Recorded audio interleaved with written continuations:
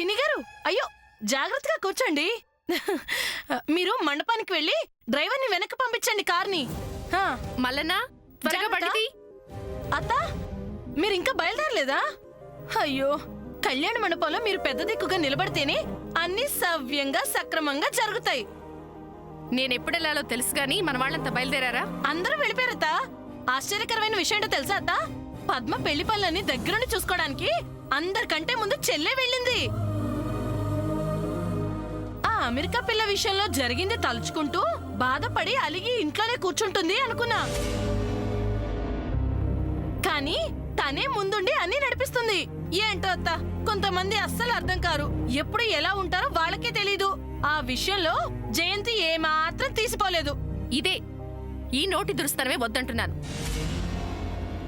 చేయకపోతే చేయలేదంటావు, చేస్తే దాంట్లో వంకలు పెడతావు. నోరు మంచిదైతే ఊరు మంచిదవుతుందంటారు. శత్రువులు కూడా మిత్రులు అవుతారు. అది గుర్తుంచుకుని మాట్లాడు. ఏం మాట్లాడు? అయ్యో, చెల్లి మీద నాకు ప్రేమ లేదా ఏంటత్తా? మనసులో అంత ప్రేమ ఉంటే తన గురించి ఎందుకు అలా మాట్లాడతావు? అది కాదత్తా. సరే, ఇంకే మాటలన్నీ వదిలి ముందు కళ్యాణ మండపానికి వెళ్లే పంచుడు. ఇప్పుడే పద్మని తీసుకొని నేను సూర్య బయలుదేరుతావుతా. సర్లే, అదంతా తర్వాత చూసుకుందాం గాని నేను వెళ్తున్నాను. మీరంతా తొందరగా రండి. పద్మా, పద్మా.